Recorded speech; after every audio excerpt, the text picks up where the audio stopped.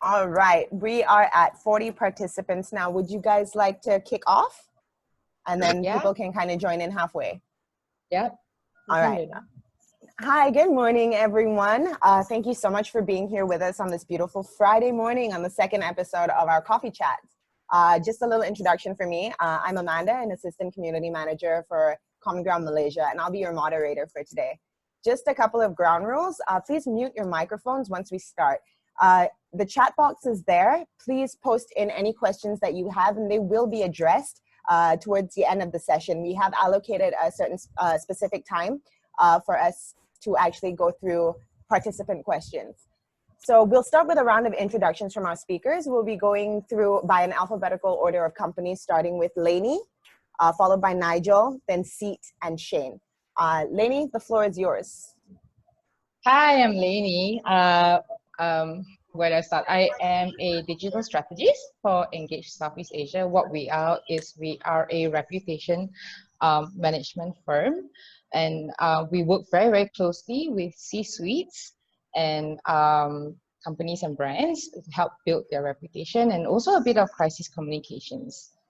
Yeah, before this, I was with a couple of publishing houses, so I have and advertising agencies, so I have experience in print and digital and some experience in brand building.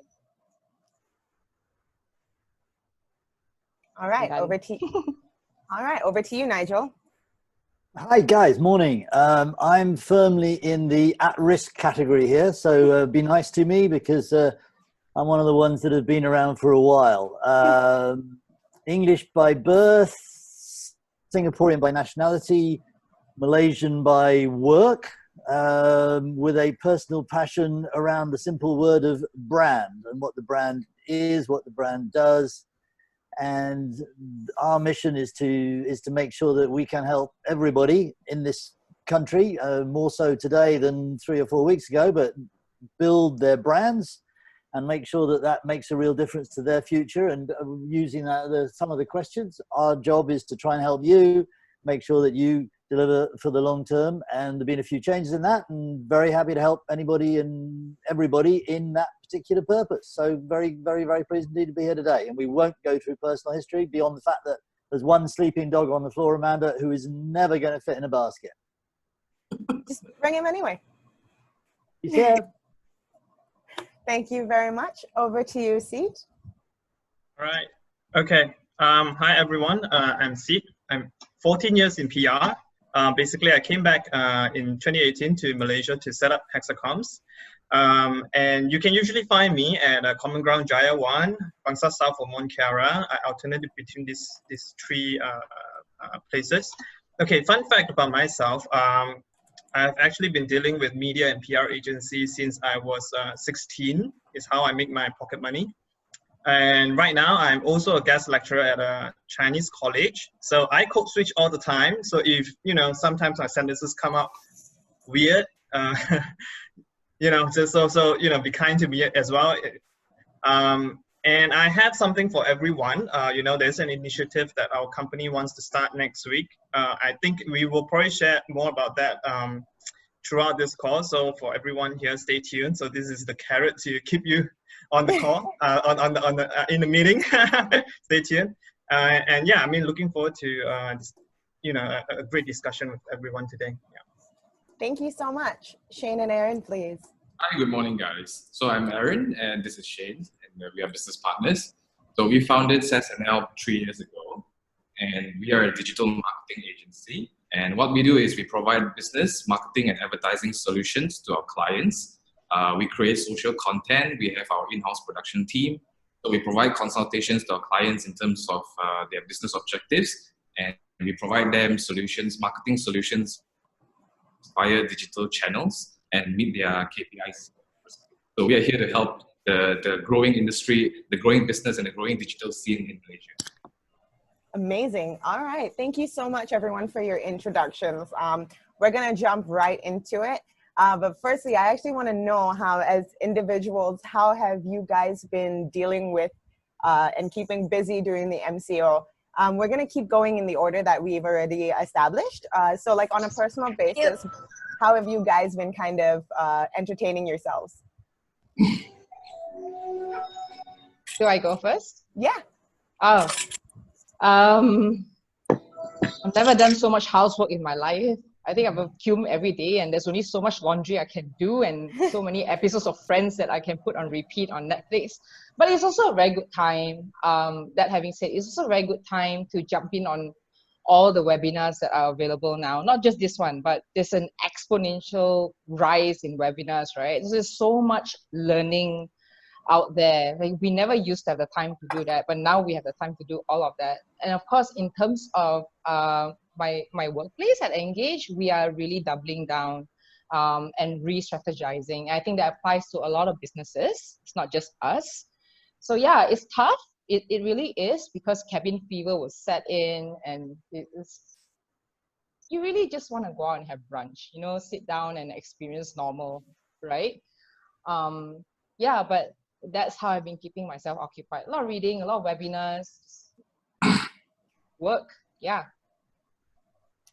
Cool. Thank you. Like, I know you also have Toby at home, right? So that must Yes. keep you quite entertained too. My cat, he's quite fed up with me being around all the time, but yeah. Most pets end up being that way. My dog doesn't really know how to deal with it either. All right, Nigel, over to you. What have you been doing to keep yourself busy and entertained? I've never felt the need to keep myself entertained, Amanda. That's not something that's been high on my list. I mean, we're a new business, so for us, this is all very new. I think most importantly, I think it's about staying positive. I think that's what I've been trying to do for the last couple of weeks. This will pass.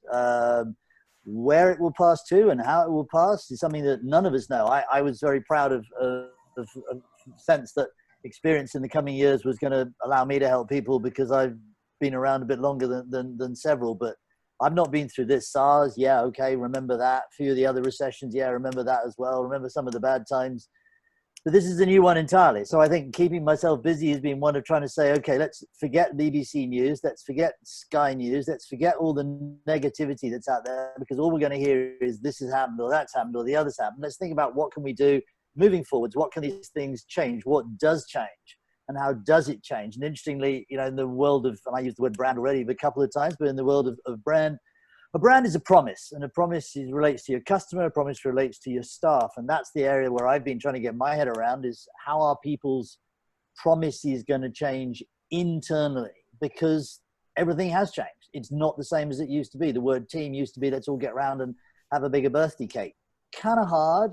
We can still do it virtually, but it's not quite the same sense. And so I think a lot of it's been around, okay, what does the new world hold? Trying to figure out as best we can what the new world holds, and then let's try and see how we can make that work for everybody else. So no problem with entertainment. Yeah, walking the dog. Poor thing is lying on the floor absolutely knackered after its morning walk already. But no problem with entertainment. More we're trying to keep thinking what comes next.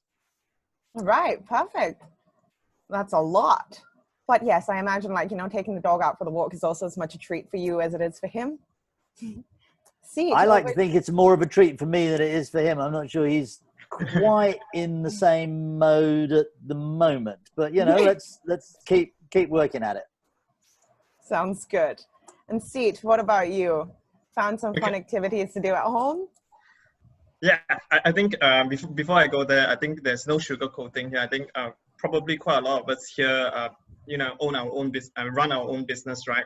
So I'll be frank and say that the first week was scary and worrying. Yeah, like, you know, understandable. If you cannot sleep at night, you're thinking about, okay, how am I going to pay my employee? How am I going to, like, keep the business running, right? So, you know, like everyone else, I went back to my spreadsheet and I was just looking at numbers for the first few days, like just scratching my head. And then I realized that, hey, you know, yeah, I mean, yes, I need to do that. It's part of the business. But then I also need to keep myself sort of like positive. You know, you just have to take it in stride, right? Things like this happen. So then that's when I turn my attention. I have a 2-year-old toddler. He's almost 2-year-old. So he's been keeping me really entertained every day. Yeah. So spending more time with him. I reached out to my my media friends in Singapore. So they gave me so I was contributing article before, and they say, hey, okay, since you have time now, so I've gone back to writing about things that I like. And one more thing that I do is I try to find time very early in the morning or very late at night to do a bit of indoor cycling to keep myself sane. Yeah. And then everything in between is, of course, we still need to service our clients. We still need to do our work. We still need to look for business opportunities. And I think perhaps one thing that we will touch on later is how do we diversify, you know, in terms of building that pipeline, right? And then the last thing was, you know, it came to me one day that this idea of, hey, why don't, yeah, like Amanda said, there's so many webinars out there. If we want to get into that space, right? So what can we do? So I've been sort of like putting my mind behind designing a format that will sort of like work for SMEs. You know, it's kind of different when you and I, like people like us, when we go to some one hour webinar, when we, it's very different, yeah.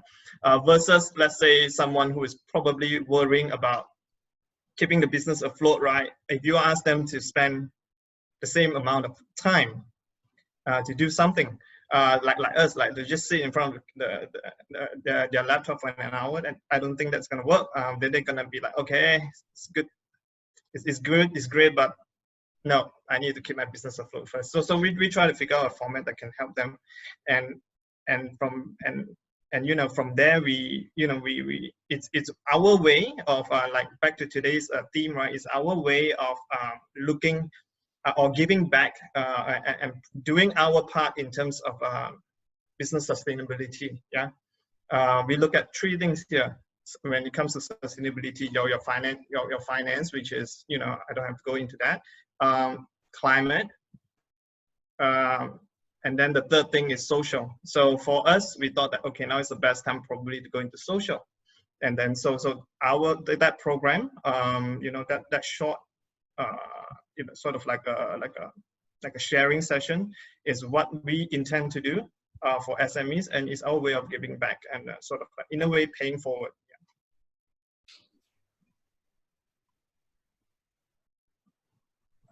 We are looking forward to getting into all of that you just spoke about. See, that actually sounds like a very, very interesting topic to unravel.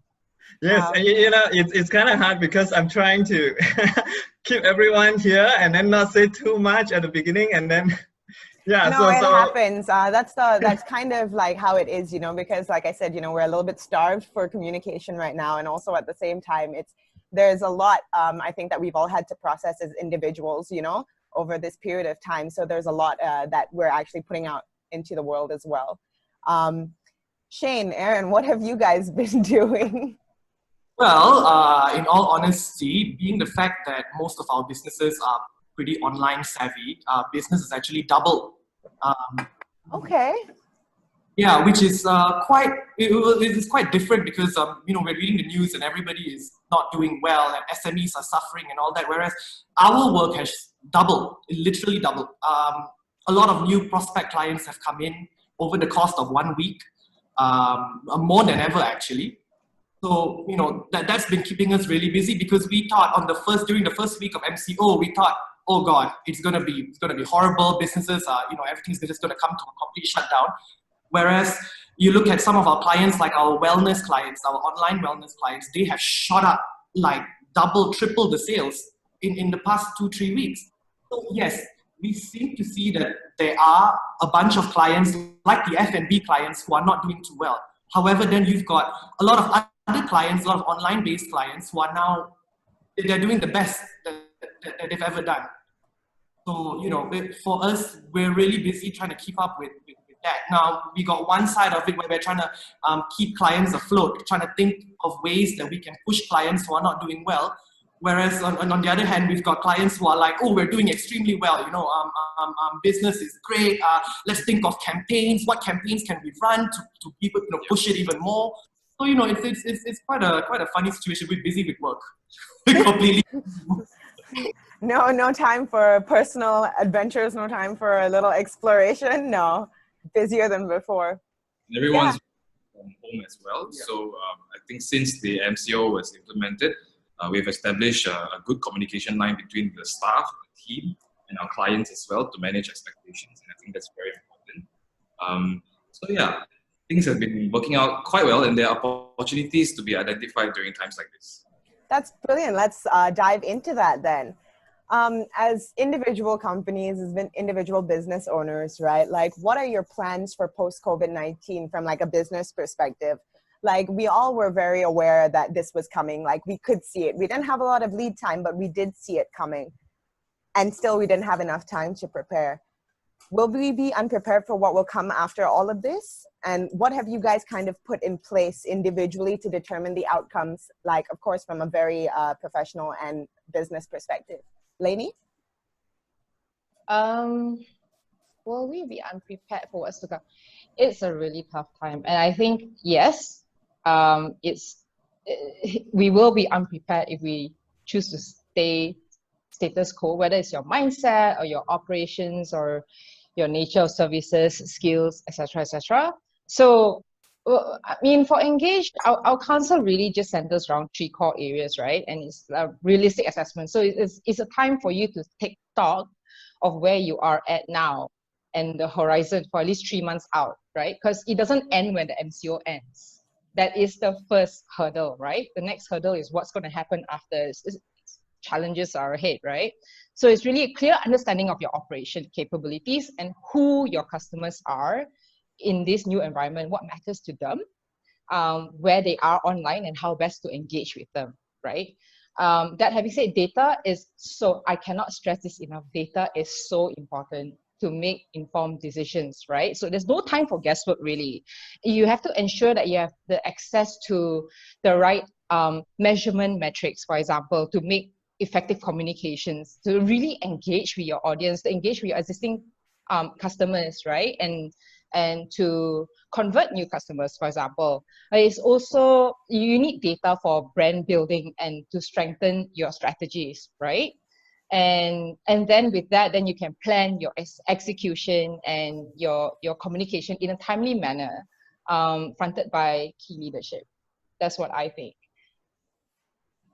Okay. That's a very interesting take on things because, like, you know, we all are coming to terms with a new normal, but we haven't really determined what that is as of yet. So you're right. It's definitely a change of mindset. Nigel, what do you think? I mean, I think that's right. I think for organizations, I think it depends slightly on the sort of the large and the small organizations. I think people have in the past thought that, and I come back to my brand word, people in the past thought that the brand was more the customer, but it's not. It's about the internal side of that conversation. That was about recruit, retain, and motivate. Well, recruit's not high on anybody's list right at this moment in time. Retention is high on everybody's list. We come back to the comments about the financial side of it. And motivation is high on the top of everyone's list because it comes back to how do we keep people working together? How do we build that business? How do we make sure that we all work? So I think from the perspective of moving forward, I think people are going to have to evaluate what that brand is, what that brand promise is, and what that means. I think that's what we're trying to do. We're trying to work with people to say, okay, you might have come back to recruit. You might have recruited in a particular direction. You might have looked for a particular sort of person, but that particular person may not be might not be where you need to go in the future. You can't just simply say, sorry, guys, the world's changed. That's not the way it is. But I think we need to be thinking about how are we going to deal with people? How is our business going to come across to people? How are our people going to have trust in our business? Trust is a really big word right now. I think trust is a really important word. I don't know. On most banknotes, or the original banknotes, it used to say, I promise to pay the bearer on demand the sum of. I promise. That's what the brand was, the promise. And that trust of that promise is a really key important part of this conversation. So I think moving forwards, yeah, I think the rules have changed. No one's quite sure what the rules are, but I think what we should all be looking at, in addition to the physical sustained conversation, is who are we as a business? What are we saying about ourselves? How do we translate that into that to our internal staff, to our people? so as to make sure that they can live with us, move with us, work with us, wherever it is into the future. Were we prepared? No one's been prepared for this. No one could have been prepared for this, however hard you tried. And it ain't over. MCOs or otherwise, it ain't over yet. And I think that's what this is all going to be about. It's all going to be about that promise. It's all going to be about that trust. It's all going to be about, because at the end of the day, the people who work for you are the people who do the job, not necessarily you yourself. And those are the people we want to make sure that they really get it. They really understand it. And there's been lots of good stuff done, lots of good things said, but we've got to get behind that, and we've got to get behind just the words. We've got to make sure that they actually mean something. And that for me, I think is what this has said and what it's saying moving forward. So it's not terribly concrete, if you like, what do I do? But I think what we've got to do is we've got to say, hey, if that's the way it's going to be, let's think about that and make sure we're in the right place moving forwards. That's where I feel we're at. Okay. And how about you, Seat? What have you put in place to determine the outcomes for, like, you personally, your business? Yeah, okay. So just to add on a little bit to what Nigel said, right? I totally agree. Trust as your own brand consistency is the most important thing. And then, coming from a communication background, we always, most of us are familiar that when you want to communicate, you start from listening first. And I think that right now, when we are all apart, when we are all, not physically together, listening exercises become even more important. Really, you need to clear your mind and listen to your customers and your clients in terms of what's happening on their side of the world, what are their biggest concern, and then how can you help them to solve the problems that they have. So this is something that we have been doing. And listening also sometimes mean, reading between the lines of what are they not saying to you, right? Are they actually also doing some form of budget cutting exercises, and they are also thinking about whether there's any chance of recouping certain costs from your end, So these are the kind of things that as business owners, we need to be quite sensitive towards. And when everyone is in this sort of like in this situation together, right?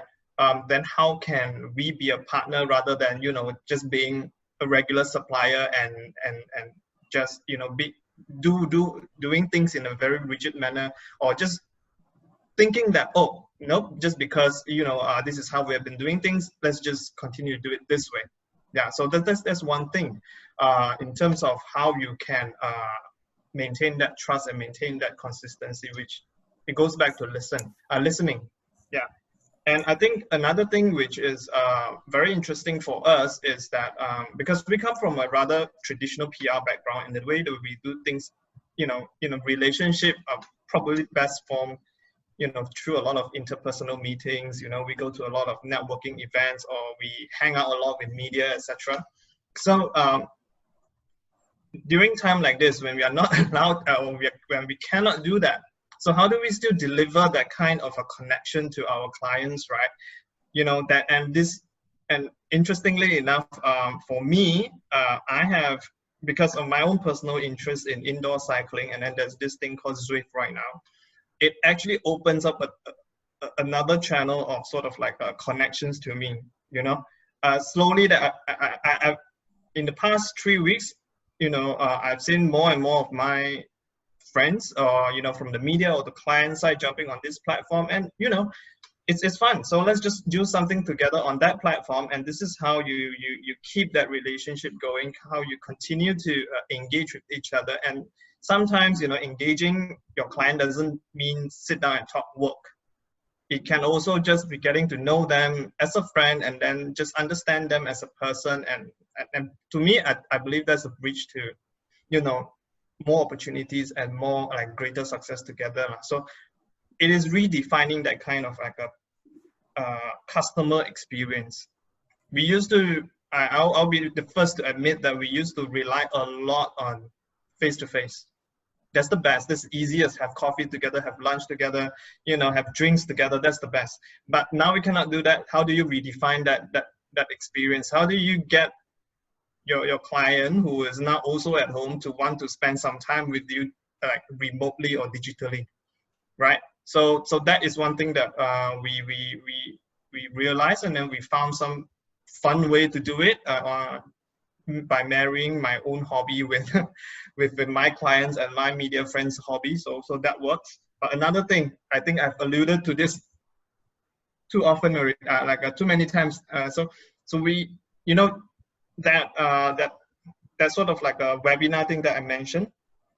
So next week we want from at the agency level, we're going to take some of those because those are classroom training materials that we have been developing for this Chinese communication college in Cheras, and then we're gonna sort of like transform them into easy to understand, and then sort of more like introducing a tool that's specifically targeted at the SMEs. And we are even planning to do this perhaps even in the Chinese language, because we know, most of the SMEs owners are probably coming, they come from a Chinese background. So if we go up to them and we start talking things like, in our usual language and in our communication industry language, they got lost, right? So I've been working behind the scene to, I don't know whether you guys know this thing called the Chengyu, which is, those 4 letters idioms. They're called Chinese idioms, right? And then tying our, the building pipeline and cost optimization, right? So in English, we call it that. Then in Chinese, there's actually an idiom, and it's like a few thousand years old. And then we go back to that, and then we use that as a lead in to SMEs, and, and say, okay, this is specifically a 15-minute sort of like sharing, a tool to teach you how to eventually do, pipeline building and cost optimization. Yeah, and it goes back to things like audience targeting, which I'm sure many of us here are familiar with, right? But before you go to audience targeting, you go to a Chinese business owner and say, hey, would you be interested to learn about audience targeting? They was like, no, I'll be more interested if you can tell me how I can make an additional 1 ringgit from this sale. So we go back to there is a need for us to speak that SME language in Malaysia. So how can we do that? How can we deliver that kind of like agency experience? And at the same time, giving back to this community, to this, the 98% of people who are really hit hard by what's happening right now. Yeah. So that's 2 things. And I think the third thing, of course, is, now is actually the best time for all of us to prepare for I call this the inevitable rebound. Yeah. Once COVID-19 is over, everyone will be so busy rebounding. Companies so let's just, from a PR perspective, right now, my media friends are probably quite free, to talk to me, to chat with me, even to write, to do indoor cycling with me. But once COVID-19 is over, they're going to be flooded by all kinds of story requests, all kinds of interviews requests, right? Yeah. So how do we plan for that? Do I start sort of like seeding some kind of like a story ideas or story opportunities, or do I sort of like make something that is rather turn it into a routine, right? So that I can get to continue to see them. So from indoor cycling, how do I continue to outdoor cycling? Yeah. I mean, this is just one of many ways, right? So we need to start planning for this rebound.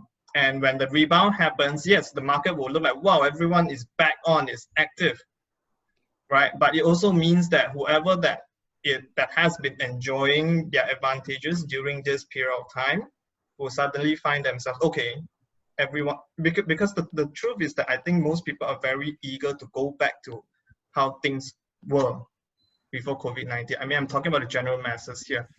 Yeah, we're still, most of the elderly are still very keen to go back to the kopitiam and have their coffee instead of having it delivered to their house. You see? Yeah, so it's a very simple mindset, right? So if everyone is doing very well, or rather you see your digital business sort of like tripling or doubling right now, that's great. That's great. You definitely need to capitalize on that. But once COVID-19 is over, right, when people are going back to the gyms or when people are going back to the restaurants, then how do you keep that share with you from a business perspective? Same for agency as well. Yeah, when we are back to pitching for businesses, when we go back to meeting the clients, right, then how do we connect what we are doing right now to what's going to happen in probably, I don't know, in 2 or 4 weeks time. That's exactly the kind of focus that we're looking at ourselves, because at the same time, like a lot of us have pivoted to doing a lot of digital businesses, and like it's actually very, very interesting, especially in terms for Lainey and Shane, because a vast majority of your businesses are online. How, like for Shane and Aaron, like what have you put in place like for this post-pandemic period? Like how are you going to carry forward this momentum that you kind of created, Sure. First of all, would like to agree with what Sid has mentioned, and I think communication is key throughout times like this. And I think one of the key takeaways of the current economic situation is that businesses who are able to sustain during this period have leveraged fully online and social media to keep in touch with their customers. Because I think one of the most important things and the scariest things that can happen to a business is when you can't communicate with your customers. So the power of the internet is here with social media to actually keep you in the circle and basically keep you communicating with your customers and update them about your plans. What are your contingency plans? How are you going to help them in times like this? What are the changes in the structure in your company? So these are very important. I feel that moving forward after this, I think the importance of digitalization and transformation for every businesses and majority of the businesses is quite critical and crucial in terms of long-term sustainability. And so if you are well prepared for times like this, you're able to absorb kind of impacts. Yeah, of course. Like, I mean, on an individual level, this is more like from a personal experience basis, right? How have each of you kind of, like we've spoken in very broad strokes, very broad spectrums, but more along the lines of what steps or what kind of things have you guys really put in place, like to actually determine the direction that you'll be going in post-pandemic? Lainey, if you want to take this. Sorry, this is a little bit of a breakaway. It's kind of an offshoot of the original question, but specifically in terms of individuals, how have you guys kind of strategized the post-pandemic? Right. So the way moving forward, we really don't know what's to come, right? But the way moving forward, in my opinion, is I've said it before, can't say it enough, is data, right? So where I work at Engage Southeast Asia is very, very data-driven, right? As much as we use it for developing strategy, be it a normal day or be it through the COVID crisis, we also use it to measure, right? And it's subject to the need of the hour, right? Especially now, you need data more than ever, right? So for clients, we have set a metric. We have set metrics that we put in place with clients based on their objectives, right? If it's to speak to a certain audience about a certain topic, we'll see how much we have pushed the needle in terms of understanding and speaking about that certain topic, right? And that, of course, comes from data because data doesn't lie. But, you got to tip the scales in areas such as more so now than ever, you need increased searchability, right? You need quality of engagement with your brand, with your content. And this is beyond vanity metrics. It's not about your likes anymore, right? And also now than ever, a lot of brands and CEOs, companies, they really, really need to push thought leadership content because you need to motivate people at this time, right? And it is very heavily, and is what everybody needs. And we're online all the time. It is more so now than ever the perfect time to do so. Thank you so much, Lainey. We actually do have some questions coming in, so this is just for later on. Aside to go, you would like some examples of what Lainey is talking about. I think Lainey will get into that later on into the Q&A session, if that's okay. Nigel, what about you? What personal steps have you taken as a business owner for the post-pandemic period?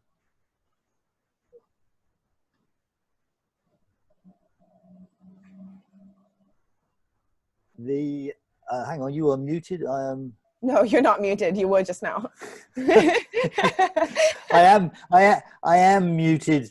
We've got to really sort of divide up what we're trying to do. I totally agree with everything from a digital perspective. The digital is a huge part now of communication. It's a huge part of the way forward. It's a huge part of everything we do. But I'm still reminded of a quote from years and years ago that 50% of all advertising spend is wasted. The only question is nobody knows which 50%. And so I think from that perspective, I think our strategic view moving forward is we've got to make sure we understand what it is that drives us, what it is that we are saying. Supported by data, yeah. Using digital as a part of that communication, yeah. But what we've got to do is make sure that communication is accurate, the communication is effective, and from the people's perspective that they get it and they believe it and they understand it. Because words are great, but if the reality is different, I think that's where the biggest challenge lies. So I think it depends. We talk about startups on one side and grown-ups on the other side. If you look at the startup side of the conversation, it's an awful lot easier to make sure that we can pivot the way we talk about who we are. And I think our perspective is that's very important. Most people, it's easy to do. For the grown-up side of the conversation, it's a harder thing to pivot because it's more embedded. And so there's got to be a way of thinking, okay, how do we change what we are saying so as to make sure we do it more effectively? So concrete steps moving forward is very much about engaging with all of these clients at the different points in which they are to help them make sure that they have got that, and I haven't used the word yet, but I'll use it now, that story right. I think Lainey used the word story already. I think it was Lainey. We've got to make sure we've got that story right. And that story relates back to my comment about promise. And we all understand stories. We all believe in stories. We all know what stories are. Seat's probably telling his 2-year-old lots of stories at the moment to keep them busy. And he or she is going to be believing those stories, Seat. I'm sure that's true. But as the grown-ups in all of this, we've got to make sure that the stories are real stories, and we've got to get them craft those stories correctly, and we've got to craft those stories in a way that they mean something. And so moving forwards, I think what's going to change is that people are no longer going to get something, stamp it, stick it on the wall. That's what it is. That's what we do. That's it. End of conversation. It's going to be far more flexible and far more mobile. And I think those companies, again, from startup to grown up, who see that, who understand that, who get that, who say that is part of our future world, and that's how we're going to behave and stay with us, be a part of what we do, because that's who we are now, rather than we were going here, we were going there. So long answer, it depends slightly where you are on the startup to grown up conversation. But for us moving forwards, it's we use digital. We use that as one of the communications tool, but the people are your communications tool as well. And we got to make sure that they're on board, and we got to make sure we're communicating correctly and effectively. And that's, I think, you got to take it right back to that. Everyone's got one of these. That's the head bit, and most of us have got one of these, which is the heart bit. This is the bit that drives that. And if we're missing this and purely going for that, we're talking about, you're not about, it's not about control anymore. Control is the way we were 3 or 4 weeks ago, or the last few years. And that's great. We were talking to their heads. We're now talking to their hearts. And somehow we got to get that right. And that's a really big challenge for everybody. It's a really tough challenge for everybody, because beforehand it's really easy to measure head. How many people were in the office today for 9 hours? Got it. But they ain't in the office. They probably ain't there for 9 hours. But my God, there's a lot of people that are putting their heads and their hearts into what they're doing right now. And they're putting their hearts into it because they believe in it. And that takes me back to trust, et cetera, et cetera. So, sorry, I'm wittering now, and I don't want people to listen to witter. So the answer is move forwards with a reflection of what we want to be and how we want to be, so that those that are with us will move forwards with us. Smaller we are, the easier, but it's an awful lot to do. The bigger we are, the harder. There's an awful lot more to do. But both of those two, from grown up to startup, is where we need to be going. Sorry, that was a bit long. Thank you very much, Nigel. That was actually really, really insightful. I'm hearing a lot from everyone about like the basis, the foundation of the communications that need to be trust, essentially, because that's the only commodity that we kind of have right now. It is very strongly based on trust. What about you, Seat? What has Hexacoms put in place during this time to come out on top post? Okay. So I think before I go there, right, I think one thing I wanted to share with everyone, which as a very good example, I'm not sure whether you have caught this Facebook ad by a company called Joby Nutter. They're kind of like a small peanut butter brand in Malaysia, and then recently they put up like sort of like a plea or so, telling people to pre-order peanut butter, for 45 days. Yeah, like you order today, you get your peanut butter 45 days later. Crazy, isn't it? Like in normal times, I don't think anybody would consider doing that. But of course, if you just do a quick search on Facebook right now and check out that post, right, and you will see that that the situation right now, and then the way that they position themselves and tell their brand story, how they have started, and the people's lives who are depending on the existence of that brand, and that earned them a lot of sort of like, I would say in some way like probably some sympathy points, but I think it also earned some fans as well. Probably people who have tried their stuff know that, okay, the quality is good, this is good peanut butter, and right now they need my help. All I need to do is just buy one more jar. It's okay, I can wait for it for 45 days, it's fine, but I keep a business running, and then I think there were like about 7 or 8 people employed, and their livelihood sort of like ensured, right? So right now, this is the kind of situation whereby small businesses are finding ways and then finding really creative ways, right, to tell their brand story. And for big companies, I think it's not an issue. They have been doing brand storytelling since day one. They know the workflow, they know how to do it. But for SMEs, for small businesses, right, where do they even start? Right? Some of them just sell very simple things. There's no story to tell. I'm just selling you clothes. That's it. But there are thousands of people like that, and thousands of people running ads like that, or running peanut butter ad on Facebook, getting people to buy from them right now.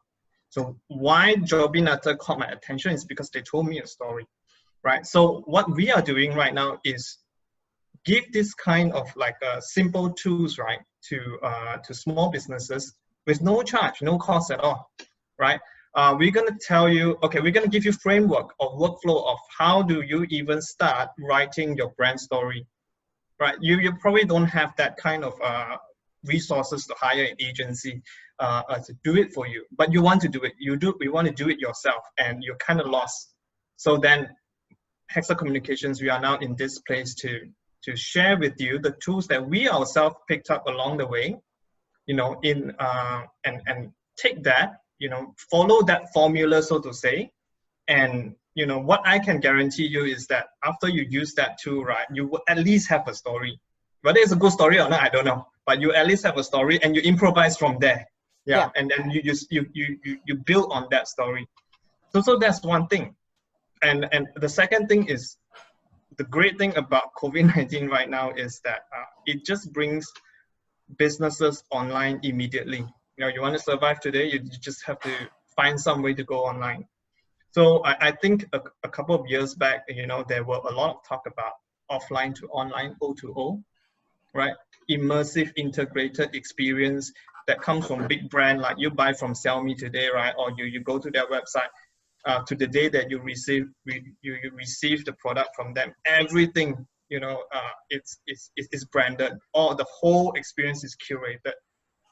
So this kind of concept, if we take it to SMB, right, SMEs, it's rather difficult for them to think about where should I start. It sounds expensive, right? So, and this is something that I picked up from interacting with my son on a daily basis.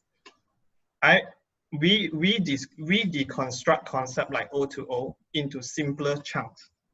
It's like so right now my son, 2 years old, he's learning to eat different kinds of food and experimenting with texture. So one day I was feeding him like this soba soup noodle, udon, this soup udon. It was a disaster. It was a disaster. Like soup was everywhere, udon everywhere, and he didn't even eat, like half of it. And I gave up. Angry at him and angry at myself. At night, I tried the same thing again, but this time I took out the noodles, I separated the noodles and the soup so that he is trying them one thing at a time. He is trying the liquid first, and then after that, he tried the noodles and getting himself used to the noodles, and he finished everything. So then now my challenge to the agency to help the SMEs is how can you sort of like offer your services right in such a way that it's easy for them to digest.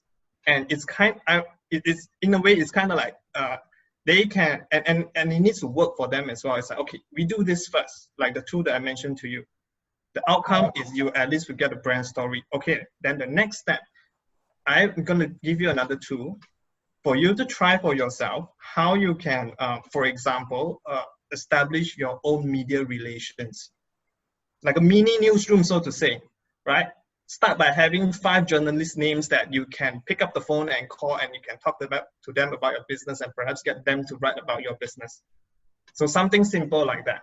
And then the next step, okay, I'm going to give you 2 in terms of, okay, now that you have secured an interview, right?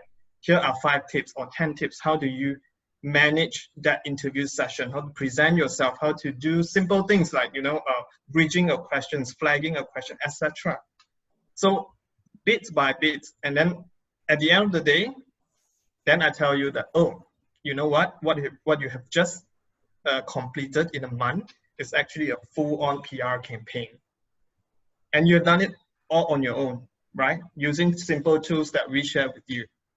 You can continue to do this on your own 2 months later when everything is back, when your business is back and running 100%, and you still need to manage your employees and all that. Or you can talk to me and let me help you run it. And I don't have to educate you anymore in terms of what I'm doing for you, right? You kind of know the process already, and it makes things easier for me as well when I give my client counsel. When I say things like, stakeholder. Hello?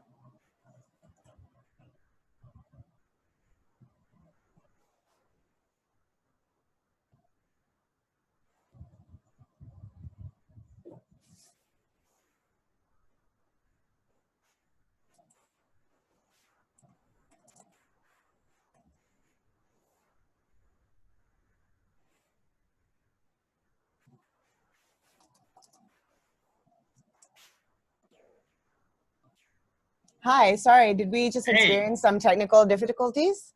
You hear us? Okay. Yeah, I dropped just now. Yeah, sorry. So see, basically what I'm hearing from you right now is that your plan moving forward is essentially to equip your clients and your partners with the ability to kind of proceed with post-pandemic execution on their own. That's actually really interesting because I feel like a lot of people are lacking empowerment right now. Yes. So that's actually a really great way to move forward. Thank you so much for that insight.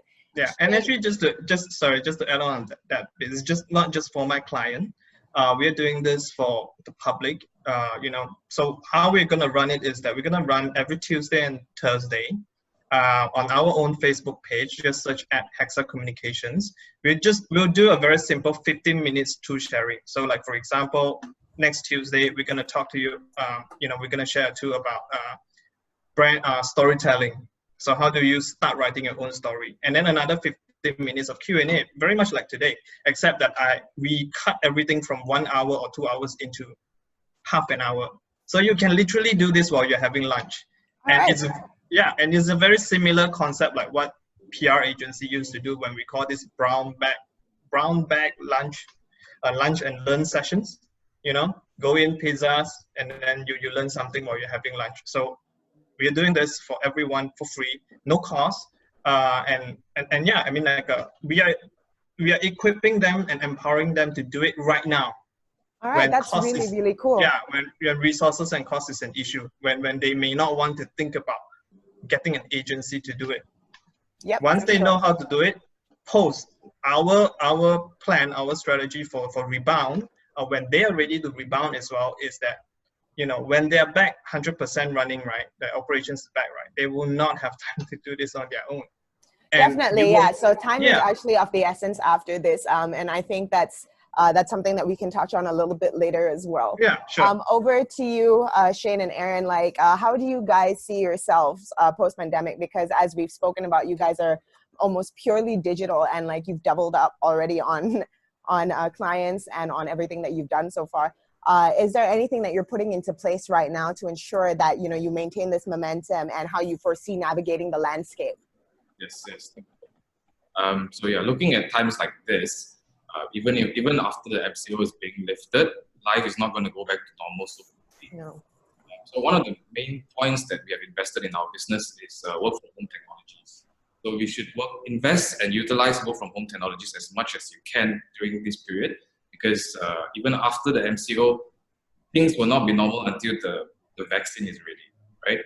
Till then, businesses should have things in place like work from home technologies that they can actually manage web-based project management solutions such as Trello, and even like what we're doing right now with Zoom, with Google Hangouts. You know, these are technologies that we can leverage at this point of time and invest into it, invest into cloud storage space so that you can transfer files and send files immediately. And on top of that, also, we would highly recommend agencies to craft packages, post-recovery packages for their clients, because most clients will probably have to rebound immediately and they might not have the capital or the budget as before.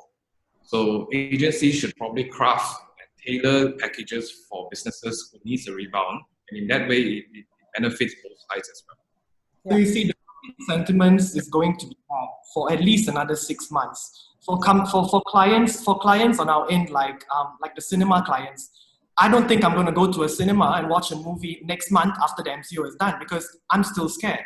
So now it's what the business can do to still monetize the fact that they have all these movies stored up and, you know, it's supposed to release, but it can't be released, right? So what are other ways that you can actually push it online? And that is where we come in and we tell our clients, and we propose packages, we propose different things to the clients. Strategies as well. Yes, how you can, you know, monetize online. Maybe we can start another Netflix, and where you show movies that people don't want to go to the cinema, they're scared, right? So charge the same amount or even cheaper and watch it from home.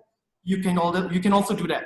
Now, in terms of F&B, you know, maybe going and staying with online delivery, which a lot of restaurants are doing now, ain't such a bad idea after all this is over, because we didn't have a choice prior to this. We only had we only had Foodpanda. Now all restaurants are doing delivery, which is brilliant. It's something that we haven't seen happen here before. And if that can continue, then another blow like this, if something like this were to come again, you know, you will be shaken, but you're not gonna die. Yeah. So, yeah. I think one of the main things that businesses should focus post-pandemic is creating new revenue streams online as well. So prepare for the unprepared. Yeah, I think like it's a very interesting kind of take on things, right? Because there's definitely going to be a change of landscape. There's definitely going to be, normal is no longer a thing. No matter how far or how long we want to hang on to that, it's not going to be a thing, you know? We're all going to have to come to terms with the fact there is a new normal that will come into play very, very soon. And just what kind of lessons have you guys learned, both personally and professionally, in the last 3 weeks or so since the lockdown, since the pandemic? Like, I know it's a lot. It is a lot for us to take in as individuals. Like, I think there have been a lot of lessons. I've definitely had a few. I actually really like to hear, and I'm sure everyone would really like to hear what your lessons have been so far, both, as I said, personally as well as professionally. Let's start with you, Lainey. Oh, there's so many. I guess the one big lesson that I've learned is access to digital capabilities is so important. And I feel like internet should really be everybody's right, you know, because every day we're getting updates on the situation, whether or not the MPO will be extended, you know what I mean? And it's both from an emotional and professional point of view, right? And it's stuff like, the way we work, the way we communicate, the way we sell, the way we measure results or success, or the way we learn. And like I said just now, even the amount of webinars have risen exponentially during this time, right? So that's what I've learned, that this will be the become the new normal. It's not a bad thing. It's a good thing, right? Because we have internet already. Now we're just fully utilizing it, right? But this also means that it has leveled the playing field for everybody across all ages. Like kindergartens are doing online learning, secondary schools and high schools and universities. This is online campus all across the globe, right? It's also leveled the playing field for our clients right in office, right? So it's also during this time, personally, I feel like it's getting the grip on fake news and the spread of fake news, right? So brands really need to step up and communicate well or address the issues ASAP, because your reputation can be ruined in like that. Yeah. It's so easy for things to go viral now also, because everybody's online.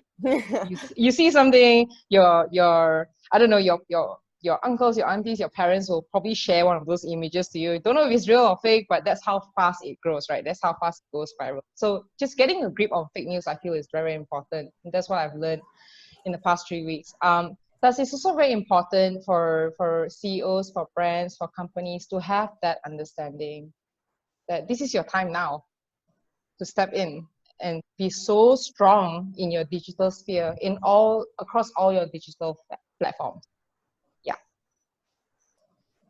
Thank you so much, Lainey. Nigel, what about you? What are some of the lessons, some of the takeaways that you've had in the last 3 weeks? I am astonished at people, I think, is what the biggest thing that I can answer, really. I found it really strange. I mean, however long you've lived in this part of the world, and this is not intended to be a political comment in any shape, size, or form. One thing you can say is that the little red dot and Malaysia have done a pretty damn good job of just simply saying, guys, we're going to get on top of this somehow or other. We're going to sort this out. Compare it to the rest of the world, and it's insanity. It's complete insanity. I mean, there's people wandering around because it's Easter. We're going to go and have a barbecue together. I mean, do these people not get it? I just can't. I guess for me, the weirdest thing is just people. And I mean, people are something I'm passionate about in terms of how people work together, how people communicate, et cetera, et cetera. And I think the biggest thing that's come to me is people just don't seem to be able to understand that things have changed, and that you can't just do what you did when you did it before. And everything has changed. The whole world has changed. Everything has changed. And for me, the weirdest, strangest, regardless of, I get everything everyone else has said. I mean, the world has changed, the internet, yeah, okay, cool. But at the end of the day, it all comes back at the end of the day to people, and unless people get it and recognize that things are going to have to change, then we ain't going nowhere at all. And I just sit in astonishment. I've quit watching the news because I just can't believe people are so stupid. I mean, you turn on turn on Sky News and listen to it this morning, and everyone's saying, when are we going to get out from the lockdown in the UK? They aren't locked down. They've got not a clue. We've been sitting here for 3 weeks in Malaysia, and we've got a couple more weeks to come, I suggest, although we aren't halfway through Friday yet, but I mean, and they're still out partying and having picnics, and okay, there's a few weddings going on here, but pretty much it's tighter, and these guys just don't get it. And we haven't even talked about America. We haven't talked about Africa. We haven't talked about anywhere else. We haven't even gone there. So for me, the biggest learning is, somebody once said, there's naught so queer as folk, and there's nothing as strange as people. And that's where I think that's the lesson from this. I think that's what all of this comes back to. However you monetize it, however you operate it, wherever you're in, whatever part of the world you're in, whatever part of the business you're in, it's still going to come down and back to people. And we've got to somehow just get our heads together, because whatever we thought was there ain't there. We're not quite sure what's coming next. So let's try and stay positive. Let's try and understand that this will move forwards. We are going to come out of this in some shape, size, or form. It will change. It will be different. And we will be a part of that. A few of us won't. Happily, hopefully none of us. But we will be a part of that. And so let's move it forward? Simple answer, there's nought so queer as folk, and we've got to get our heads around that. That's my non-business lesson, but it is a business lesson, because at the end of the day, it is the ultimate business lesson. All the data in the world isn't going to change the fact that it comes from people. Yep, 100%. I actually really appreciate that take on it. It's very raw, it's very real. Yeah, I found that to be the case as well, is that while a very large majority of us are adaptive in nature, adaptive as creatures and adaptive as individuals, it's just on a larger scale, like in the grand scheme of things, it's very unnerving to just see how there are just a handful of people that are so cavalier about a lot of it, you know? Seat, what are some of the lessons you have learned? Or the most important lesson you've learned so far? Sure. Okay. You know, as a consultant, we often sometimes we will counsel our client in terms of business sustainability, right? Reassess your climate or social impact all the time. Always look at what kind of impact that you are making. So the biggest lesson for me right now, or rather throughout the past few weeks, right, is that as a consultant, we ourselves can also walk the talk. Yeah. And once everyone get past that adjustment to you know, this kind of lifestyle, you realize that actually you have a lot to give back. You know, either from a tech perspective or skills perspective, or you know, or as simple as just telling your parents, right, this is fake news, like what Lainey said. There's a lot of fake news out there. There is a way for you to give back to help in this situation. So think about that, you know, and if you're a business owner, think about it from a company perspective. But even if you're not a business owner, think about it from an individual perspective, right? How can I give back? How can I just make someone's life easier during this time from something that I'm good at doing? Yeah. So just throw that back into the pool, and then everyone benefits, and then we will probably all come out of this wiser, you know, happier. Yeah, that's my take. Thank you very much, Seat. Yeah, I think it is a very good time to actually see how we can collaborate with one another to come out on top. Shane, Aaron, what are your thoughts? Yeah, so I think one of the key things that we have learned over the past 3 weeks is adaptation. And because we are living in an ever-changing, volatile market right now, and you know, news comes in on a every hour basis, and you got to make business decisions accordingly as well. So adaptation is actually one of the key things, and I think perseverance is also very important. You have to be patient. You can't rush things as well, because there are certain limitations that are available right now. But yeah, adaptation and what's this? And personally, on a personal level, I find that the financial infrastructure, making sure that the financial infrastructure within your company is strong. Yeah. Because if you look at the SMEs, yes, it's very sad that the SMEs, you know, a lot of them are suffering. But the problem is here, or the problem that I see is the fact that it's only been 3 weeks. And if your company can't pull through 3 weeks, something else is wrong. Yes, you do adapt over time with whatever new the new way of life after this, a new way of running the business. But for you to not be able to last 3 weeks, and now a lot of companies have gone bankrupt, a lot of SMEs have gone bankrupt, and it's because the financial infrastructure of the company just isn't strong enough. How as a company, how can you not have enough in the bank to bring your company through a month? So cash flow management, I think it's paramount. And I think business owners should gain more knowledge about cash flow management in the future. And this should help protect themselves better as well. Definitely. I couldn't be in more of agreement of that, actually, because like we actually had this discussion internally, even in Common Ground. It was like, how is it, like, we understand at the same time why it's a necessity, but like the immediate course of action was retrenchment or cutting salaries or cutting work days, right? And it's it makes it a little bit difficult as to how to really kind of reconcile with all of that, how that your first resort, not even a last resort, the first resort of some companies. I know it might come off as maybe like lacking in compassion or ignorant even, because I understand that maybe I might not have a very vast understanding of financial backgrounds and stuff like that. But how could that have been the first option? Wasn't there any other options that could have been taken, or any other drastic measures that could have been taken that did not result in the loss of livelihoods? Exactly. And interestingly, there was a case study done overseas where there's a huge corporate company with thousands of staff, right? And they encountered a similar issue, but instead of laying off their staff, what they have done is actually negotiated with other business owners to lease their staff who needs the labor. So in that sense, you don't lose out, your staff don't lose jobs, and they get an alternative job until times get better, and then you can take your staff back to work for you, right? So there are many other options before you think about laying off your staff. Yeah, definitely. Like, I think it's worth exploring actually, but I think we've digressed a little bit.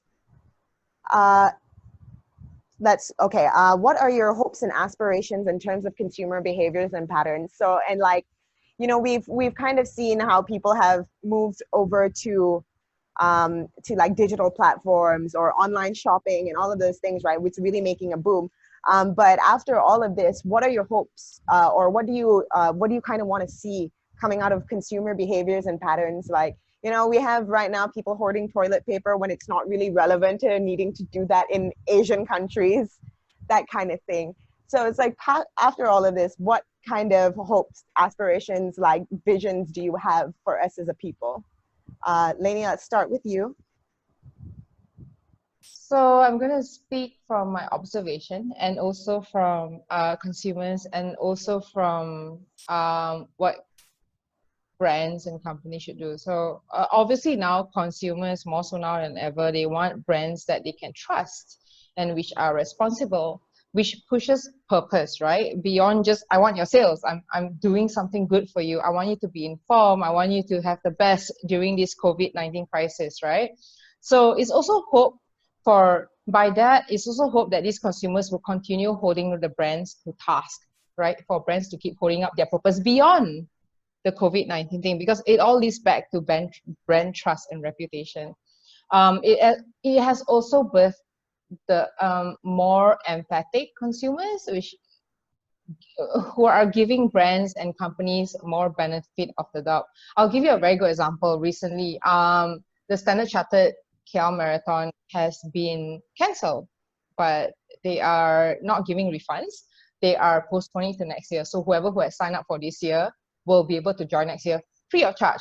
And previous years, I think they have received a lot of flack every time they postpone or cancel because of haze law and all sorts of stuff, right? But I think during this time, customers have also become more emphatic, and I think that's a good thing, right?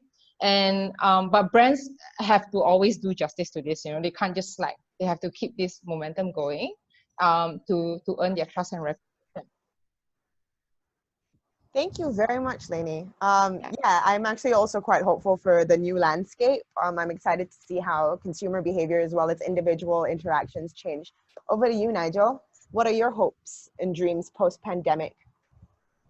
I love Lainey.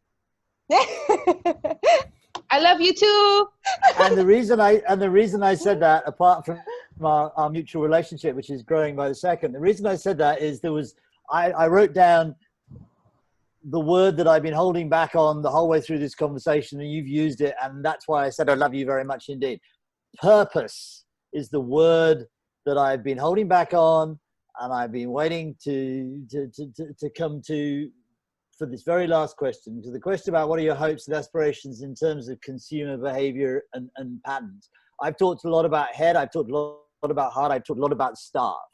If you take a brand and look at the world outside, as far as the customer is concerned and the consumer is concerned, brands also need to have that promise, brands need to have that trust, but brands need to have that purpose. And talking a bit to where Seat was at as well, I think, and I can't have quite the same relationship with you, obviously, but I think the thing there is we all, as consumers, now want to have a sense of purpose. we want to have an idea of where we're going to go. And I think from a brand perspective, from a customer perspective, we're going to stay with those people who can share that purpose with us, because purpose now has become a really important part of where we're all going and what we all believe in and what we all think about.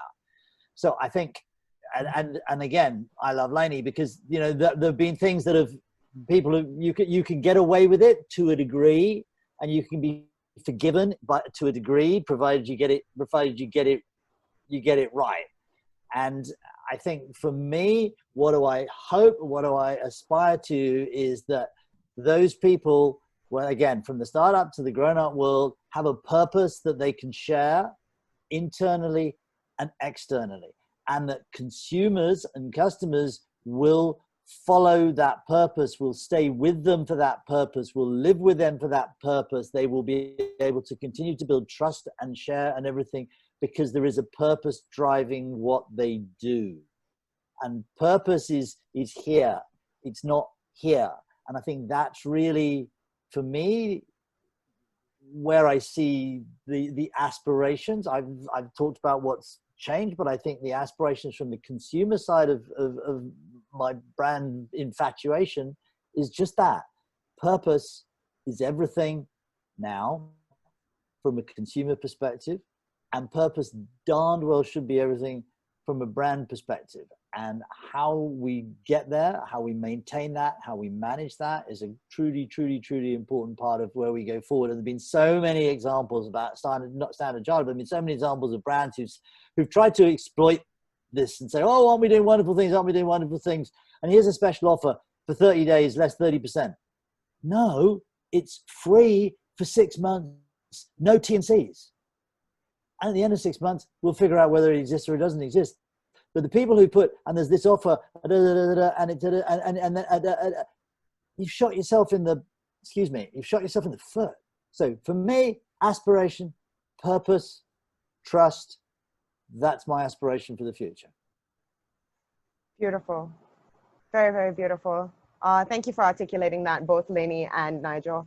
Seat, how do you hope we will come out of this as a people, as a consumer?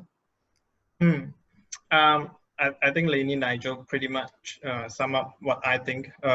If there's something to add is perhaps after this, there's a greater understanding or even sophistication when it comes to your business, your business, like what Nigel said, the purpose of you running this business. I understand sometimes it can be as easy as because I just want to make money and feed myself and my family, right? That's not purpose. Yes. I mean, like it can be as simple as that. I understand not everyone is out to change the world. I still remember some time back, I talked to a MNC CEO, and then I said that, I as a consumer, I honestly speaking, very realistically, if a company cannot do their CSR well, I'm okay with that, because the essence of business is to make money, right? So if SMEs, you're coming from that, or you're small business owners, you're coming from that situation, and you're worrying about your own sort of like survival first, right? Think about it this way. For the past X number of years, you have been doing the business the way that it has been done, and then every day is about making profit or keeping the company afloat. That's fine. This is the period of time whereby you get to try something new. Try to inject, like what Nigel and Lainey said, a bit of purpose into what you're doing or what you're selling or the services that you're offering. So, and think about how that, even if it's just a little bit of good, right? The small impact to the people that you employ, or a family that depends on you keeping your business running. I think mindset-wise, it changes things, yeah. And from a business perspective, right? Because business is run by people. When your mindset change, you start noticing the way you're doing things might change too. And that is my hope for this. That we don't all just be focused on the numbers. After this MCO, once we're out, perhaps you can think about doing things meaningfully, I'm not asking you to do it every day, but maybe once in a while, that would be great. Yeah. A little bit more intention, definitely. Yeah. Shane, Aaron, for you guys, what are your personal hopes and aspirations for consumer behaviors? Sure. Well, so when it comes to consumer behavior, I don't think we can do this on the load, like on ourselves. So we definitely need everyone as a Malaysian to play their part. And I think it's very important for Malaysians to continuously support domestic businesses after the pandemic. Because in fact, right now, I think most of us are actually relying on local businesses online to actually service us in terms of goods and in terms of services too. So I hope that we can see a huge increase in terms of domestic consumption and support from Malaysians for Malaysians. Yep. I think that's very, very critical for us. I think it's also very heavily focusing on the importance that we have internally as a country, as a people supporting each other. And not that anyone asked, but I have like my hopes and aspirations for the general public is that we're a lot kinder to each other, that not just as businesses, that as individuals, we operate from a place of deliberate intentions and purpose. You know, that's... I think it's just made up very emphatic. And I think it's so important for everybody to just practice empathy at this time. Whether you're a boss or you're a business or you're a consumer or you're someone on social media, I don't know. It's just so important to practice empathy. And you know what? This is what's going to make us come out stronger and wiser. Exactly. Like, you know, we've like, not to bring politics or anything into it, over the years over the last few years, we've had a lot of experience in division. We've had a lot of experience in polarization and stuff like that. Yeah. And I think it's a common enemy that we all have that we can kind of fight side by side with. That's right. To overcome together. And I think that's going to make us a stronger people. I'm opening the floor for participant questions. Does anyone have any questions for any one of our speakers? You can address it individually or as a collective. Just plot them into the chat box and I will read them out. We did have a question earlier from Go. He was asking Lainey specifically about some examples in terms of how CEOs and stuff like that are operating and how you can actually maximize on your data right now, if I'm not mistaken. Is that right, Go? I think I've gotten the gist of it. So yeah, Lainey, maybe you want to give a couple of examples on how people are maximizing on data right now. It's hard to say right now because I think the CEOs are all kind of, I don't know, I can't speak on their behalf. I feel like CEOs are all kind of at a loss of what to do at the moment. But I feel it's so important for them to harness on whatever data is available to them to be able to speak to not just externally, but also internally to their people, to their own people, right? Yeah. I'm not sure if that answers the question. I suppose so. Unfortunately, we had a technical glitch, so we did lose some of our questions earlier when Zoom shut down. Is there anything that you guys want to address? Is there anything you guys want to talk about prior to us actually? I know we're like 22 minutes over time right now.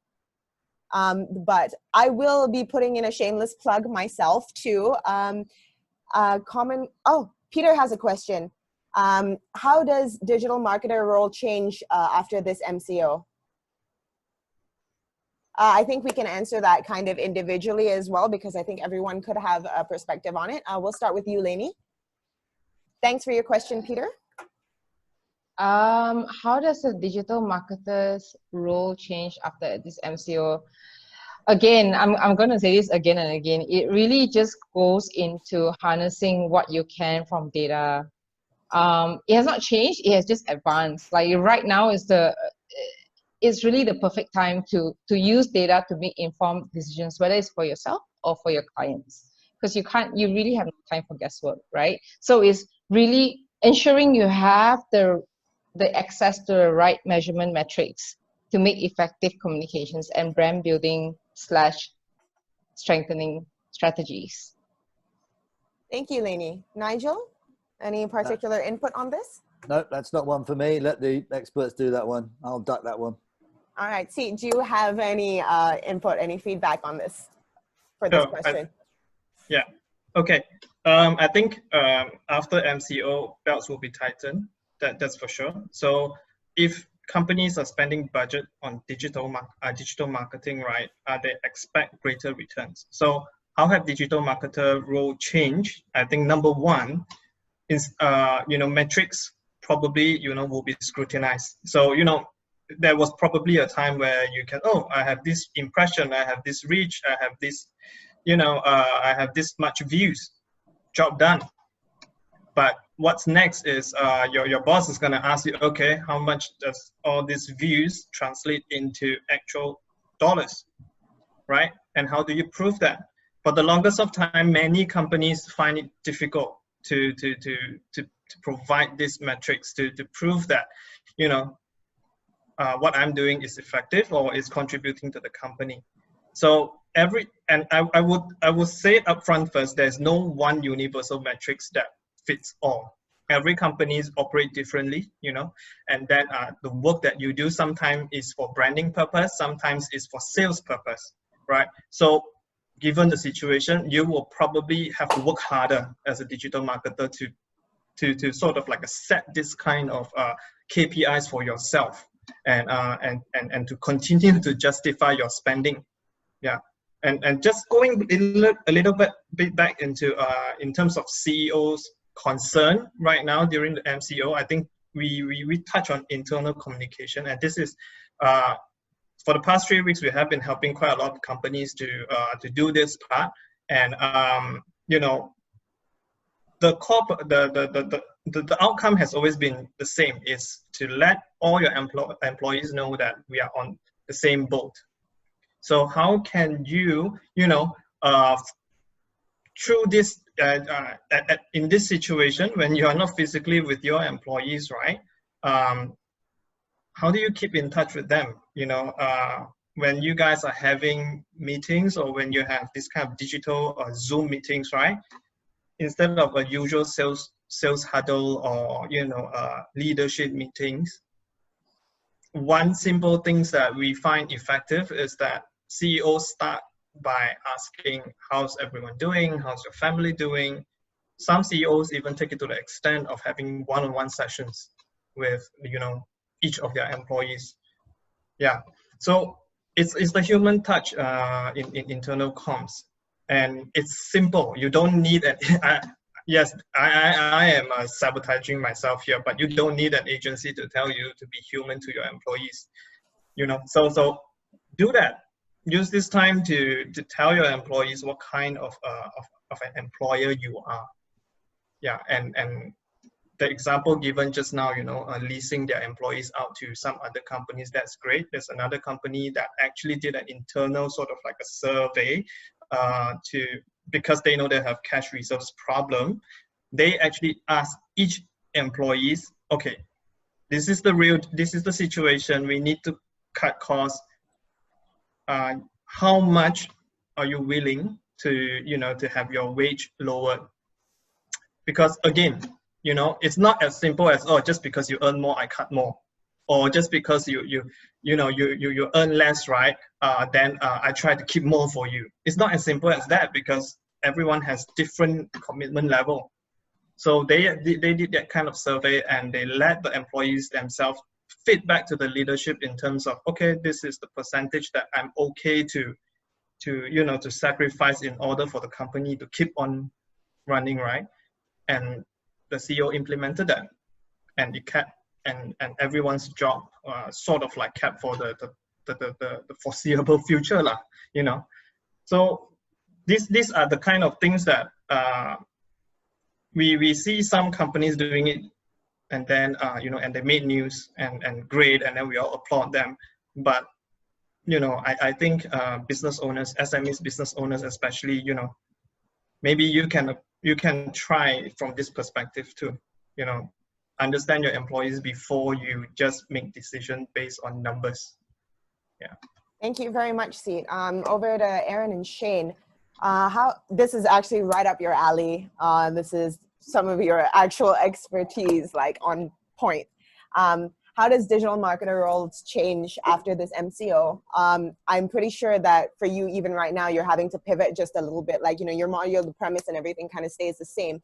But I'm pretty sure that you've had to make certain adjustments, and I'm sure more adjustments will come into play. how does that actually change? Sure.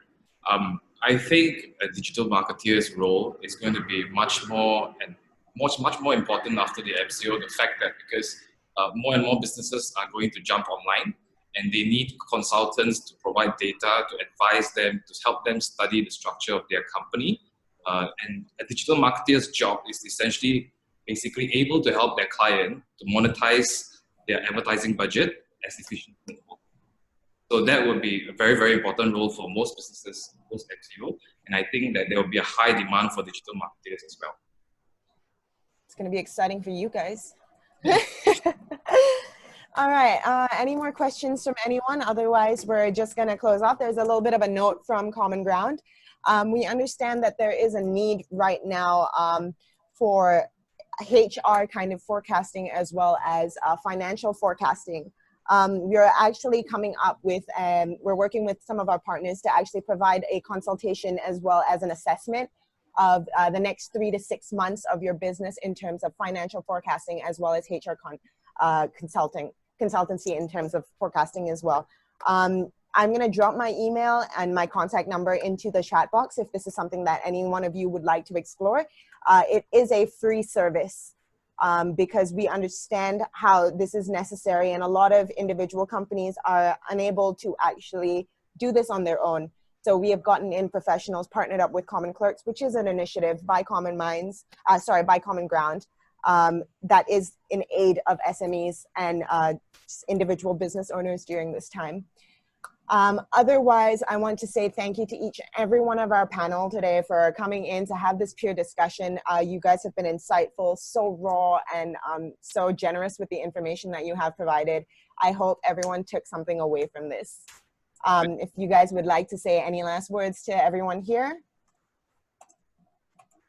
Thank you guys. It's been an honor for us to be able to be part of Common Ground Coffee Chat, and it was nice meeting all of you.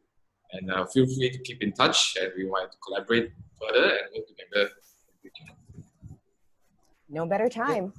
Yeah, from my perspective as well. Thank you very much. It was a great pleasure to be here. And if anybody wants any absolutely unreserved assistance or help or discussion, then just feel free to give me a shout. I'd be more than happy to do that. No problem whatsoever. That's what we're dedicated to do. So very happy to, and thanks all for the time. Thank you very much. In the event that you guys would like to get in touch with any one of us, or even for us to put you in touch with our panels from today, or even to ask about the emergency response that I spoke about for Common Clerks, I've left my email in the chat box. If unfortunately you do not catch that in time, we do have general lines that you can contact through our website as well. Thank you so much to everyone for joining us today, for taking an hour and a half out of your Friday to hang out with us for our coffee chats. We will be doing one every Friday at around this time, so we hope to see you guys again. Thank you, guys. Have a great weekend. Thank you so much. See ya. Bye. Bye, Bye, guys.